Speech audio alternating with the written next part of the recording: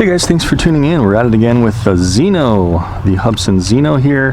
We're going to do the second part of our flight test. If you tuned in before, you would have seen a initial flight test, but I only had one battery. I have two batteries now, so I wasn't able to get to the intelligent features like follow me and all that stuff, circle around point, and that is going to be really interesting to see how this thing does. So let's do it. Let's get started with the Hubsan ZINO flight test number 2, advanced features.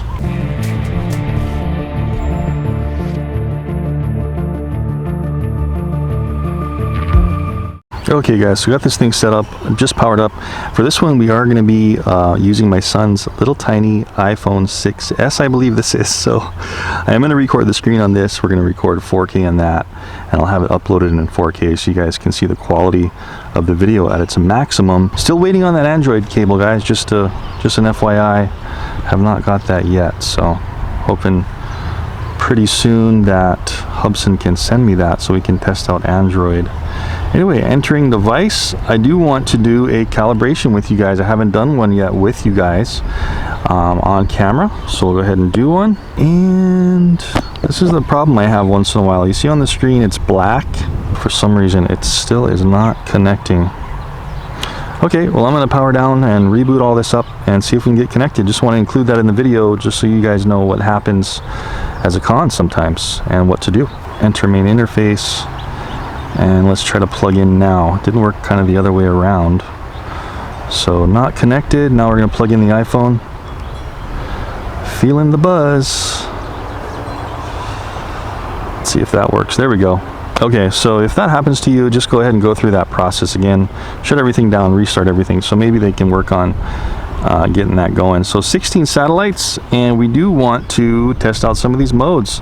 But first, let's do our compass calibration, guys. Do have to rebind every time, unfortunately. It does tell you when you launch, so keep in mind you do have to do this every time. You need to sit the controller next to it. Okay, it looks like it did it. Okay, good. So that way the controller is bound to the craft and your phone. We'll go all the way down to others, and then we will go down to compass calibration. We just want to really make sure this thing is going to be working okay. So first thing we need to do is rotate it to clockwise, and we're just kind of holding the controller away, looking at the screen and just making sure it gets a good calibration here. There we go. And now we want to face it down and rotate it clockwise again until we have completion. You want to be careful of your fingers and what they're touching. You don't want to pop out your memory card here. It looks like it is good to go, so I'm going to set it right here inside this circle. It's default to camera, so you got to change to video, recording video, and we'll go ahead and do a software launch. There we go. Launching up. I should mention we do have 5 to 10 coming directly from this direction right now. So that's how it's flying. What's it doing? Okay, barometer issues again. And that's how it's flying in the wind. I haven't touched the controller at all on the sticks, and that's the kind of wander and up and down you're gonna get with this one. And it's only about 5 miles per hour right now. Anyway, the video sure does look good, even though the craft's moving around, doesn't it? So it's kind of scary when it wants to just touch the ground. I didn't touch the throttle. It's a little scary that it can't keep itself. It's like fluctuating 10 feet. So anyway, let's just go for it and do some of these modes. We'll turn around, face ourselves here. Just get the gimbal. Again, I'll have the video up, guys, so you guys can see that. We'll go into the X Hubsan little icon there. We were in normal mode. Want to make sure it's not hitting the ground while it's hovering. With this one, we already tried Waypoint Mode, guys. If you missed that in my first review, my flight review, go check that out. I'll have the link in the description. So let's do follow mode first thing. So we can do active track with the camera software, or we can follow the GPS signal of the controller. Let's try active track first. That wind, look at it. It's pushing it down. I had to push up the throttle. Hubsan, why didn't you put optical flow and sonar on the bottom of this one? I think I have to be higher. Oh yeah, okay. So we got to go above 5 meters. Sorry about that, my bad. Okay, so we should be good there. Okay, let's start it now. Come on, let's get with the program here. Follow mode, active track. Understood. Draw a square. Boom. Wow, just like DJI, cool. Go. It's starting. And how well will it do this, guys? In 5 mile per hour of wind. Let's see what it does. Hey, not bad actually. What if I go towards it? Will it back up? Whoa, almost fell down there. Yeah, it's going, is it? It's trying to go back into the wind. It's kind of having a little bit of a hard time, but it is working. Let's pick up the pace a little. Starting to jog. So, yeah, the wind is coming up, but it's able to do it. Okay, I'm kind of impressed. That's not bad, actually. It is trying to adjust occasionally. So the only thing is the distance from me is kind of sporadic. It went way over there. I got really close, so it's not really good at keeping its perfect distance, but let's see if we run under it. What's it gonna do? So it's letting me get really close. So it's kind of late on registering. So this will be more for like a slower active track, guys. But I'm surprised that the camera is doing so well. Let's try to kind of circle it and run. Oh, okay, little limitation. It lost me to the chair, did you see that? Let's see if it regains if I run the same route.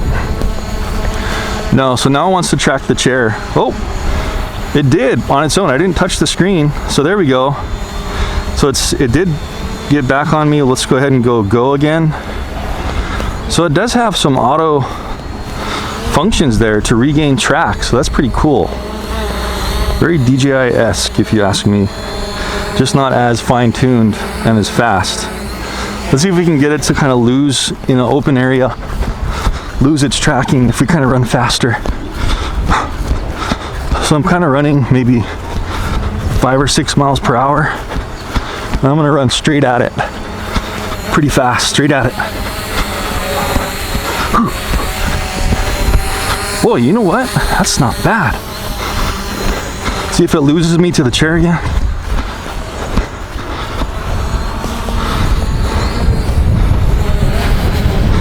Okay, my son's friend wants to play with them. Yeah, video games. Okay, not bad, guys. Let's stop this active track. Whew. Of course, there's no obstacle avoidance sensors, so don't try that in obstacles. 69% power. That worked better than I thought it would. Sorry, I'm breathing hard, but I'm running around. Let's go back into these things. Let's try orbit mode. This will really let us see how it's going to do in circling around an object. Got it.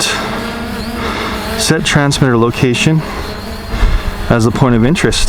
Oh, cool. So it's using the GPS on the phone to detect the position, guys. Let's go stand next to this table so we have a little area for it to track. Current radius, altitude. Let's just do it where it's at. Execute. Looks like you can adjust all that stuff. There is the orbit speed. So this is where this thing kind of lacks. It also did this in Waypoint mode. When it's doing automatic rotation and trying to keep the yaw stable, this is where they need to improve it a little bit. You can really see that side to side sway here. Let's go ahead and pick up the orbit speed. That's its maximum. Well, it looks like the video recording stopped on his iPhone. Maybe he ran out of space. Anyways, try to start that up again. So that's how the video looks, guys. We'll have the 4K up there too. And you know, this is 5 mile per hour winds coming from that direction in front of me right now. And that's how it is orbiting. Let's see if we can move the gimbal up. Yeah, so if your gimbal gets out of whack, and that's how it does in 5 mile per hour at its fastest orbiting speed. Okay, and it is showing you 3 meters per second. And if I push right or left on the roll, nothing happens. If I pull back, it won't go back either. For some reason it's getting closer if I pull back. Okay, pulling back gets you closer, pushing away, there we go, it's going out. So that's what it does. And if we yaw, will it cancel?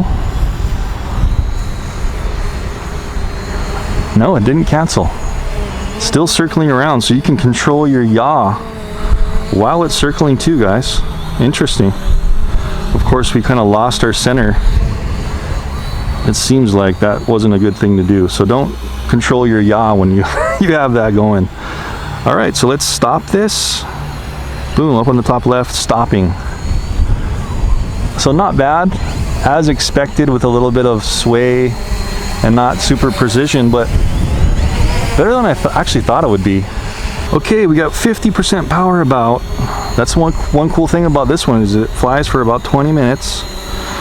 We did orbit, follow me, we did waypoint in the last review. Okay, let's try to screen record one more time. I'm gonna put it in no notification mode so I stop getting these texts from his friends and calls.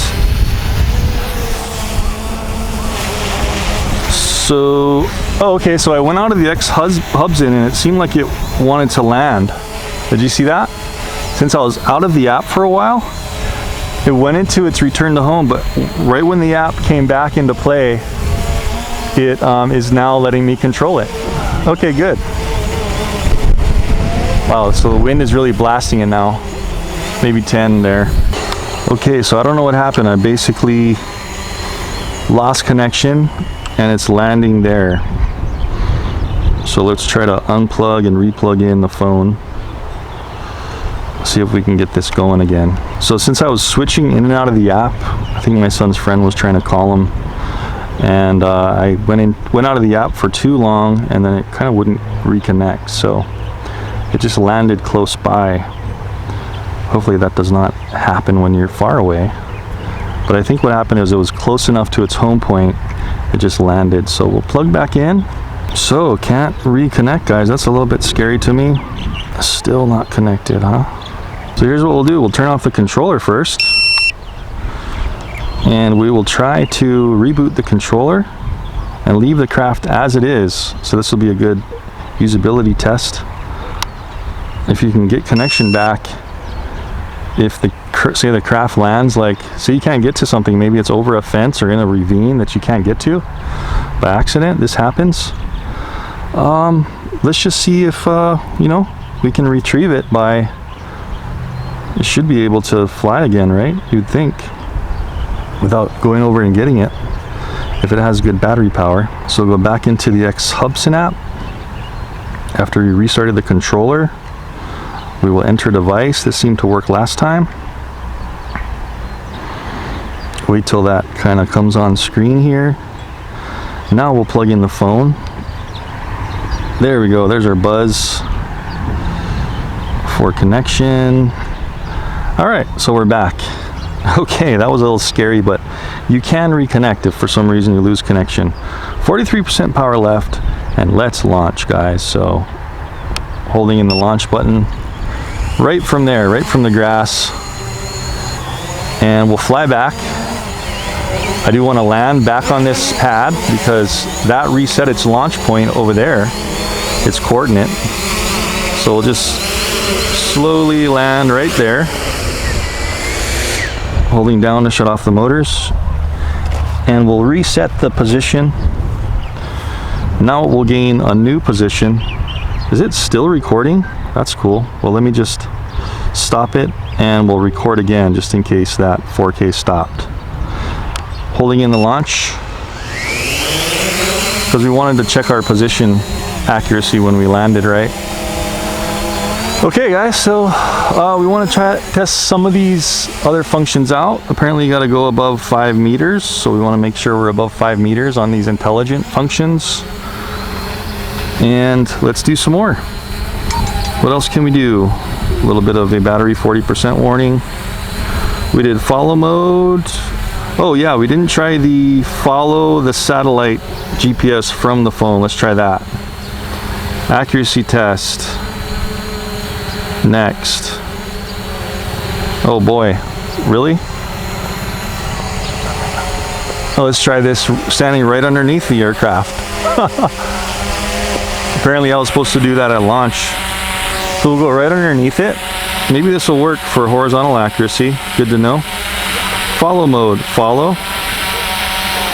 Okay, well I guess it took it where I was over there. Distance 3 meters. Okay, so let's see how it's detecting the controller. So it looked like it got green when I went out to 4 meters away from the craft. So that's good, little safety there.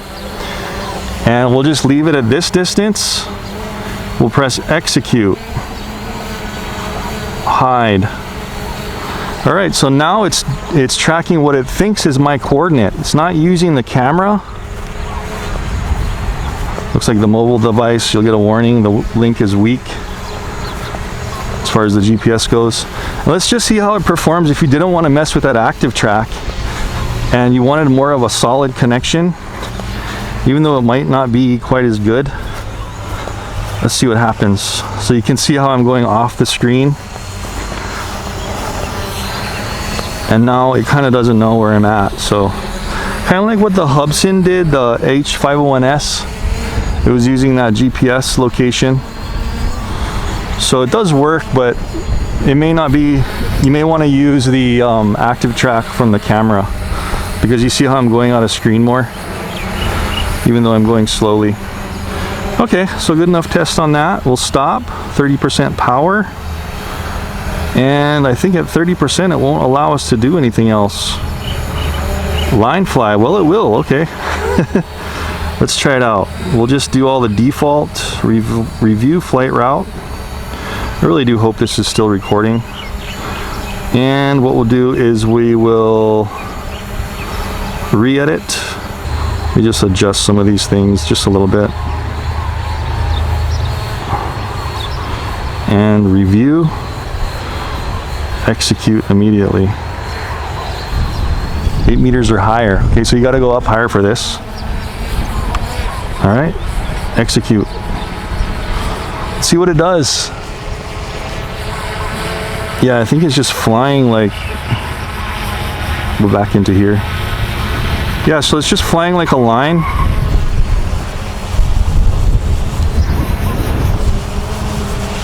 The weird thing is I didn't see how to like edit the location on there. I can't believe it's letting me do this at this low battery power, but it is. Should we try this again? Distance. Let's go farther away. Preview. I kind of wanted it to let me move this around. Yeah, so guys, I can't quite move it around, so let's see what it's going to try to do. I just want to do that last test before we land. Execute. Can't see. Oh, it's still going that way. Okay, so maybe they need to work on that because I can't seem to edit it, but maybe that's just my fault for not knowing how to use it. I'm going to stop this and we're going to do a return to home, guys. Let's get this a little bit further away. Wow, is it having trouble fighting the wind? That was a little freakish. Let's get back here and see where we're at. Seems like it was having trouble.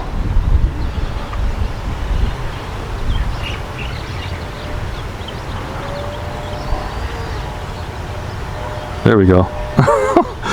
Whoa, that was weird. I had to go like out of headless mode and then back in. I didn't even try headless mode. Okay guys, so something you might want to be wary of.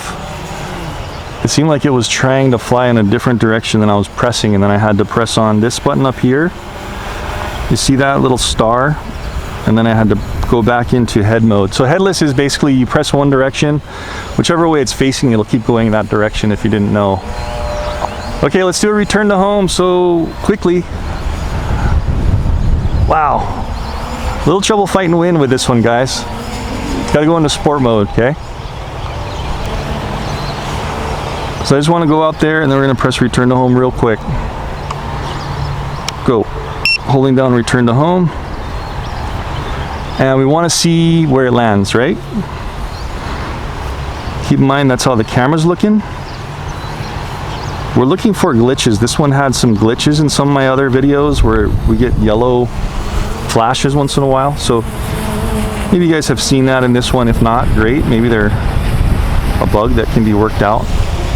So we'll see how precision it is now. That's how fast the camera rotates. Back up. And where's it gonna land? Wow, it got a little closer on its own. I don't think that was intended, that was just the wind.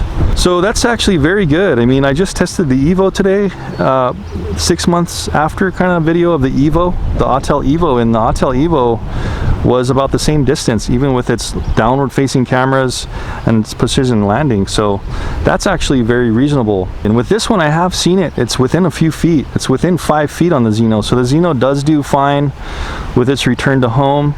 I can't say the same for its really GPS accuracy and locked in feel because it doesn't have any of those sensors on the bottom. All right, guys, well, I think that's gonna do it. Again, just about 2 feet away from its home point, so not bad at all.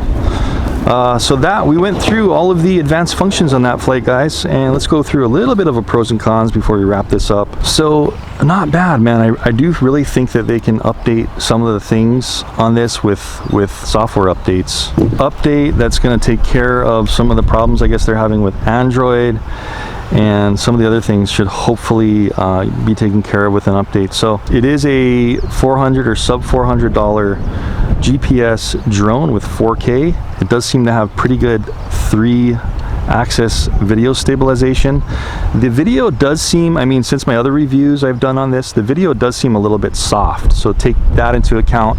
It does have good colors, they're crisp, but it does have some defects in the video once in a while, like flashes and glitches, which of course you can edit out, but something that shouldn't be there, you know, unless it's just this model I got here. The optical tracking was actually better than I thought it was going to be. It was tracking me. Of course, it's not good at doing fast stuff, but in kind of a jogging pace, it seemed to do fairly well. Keep in mind, there are no obstacle avoidance sensors on this at all, so you're not going to want to do this like through the woods or around trees and stuff like that. Oh, it's starting to rain a little bit. So that worked great. The GPS tracking from the controller, not so great. I'm not sure if my phone was having accuracy issues again, but maybe that was the reason. So I'd try to stay out of that GPS mode unless you really need it, where you're in a situation where there's too many things around you.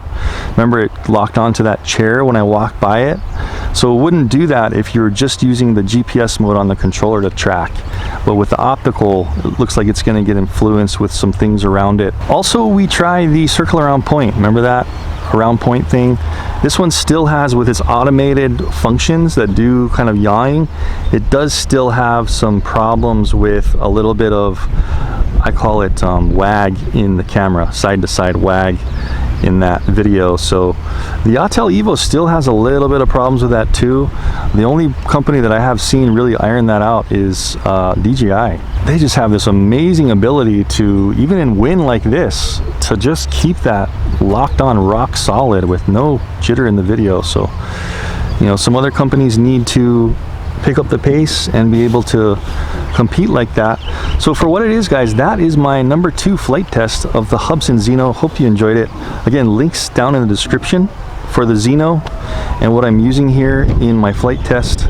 Got this new table, and this new chair is great. It's like a little fold-up chair. Sunshade just pulls back, and you can just basically wrap the whole thing up and carry it on your shoulder in a little rectangular bag. So I'm really liking that chair. I'll have the links in the description if you guys are interested. And I'm also going to do a flight test, range test I'm talking about, in the country where there's no interference whatsoever, so you'll be able to see how it does in no influence from interference. There is a lot of interference around here. There's homes and Wi-Fi. I think I got 1,000 meters in the test in a residential area already.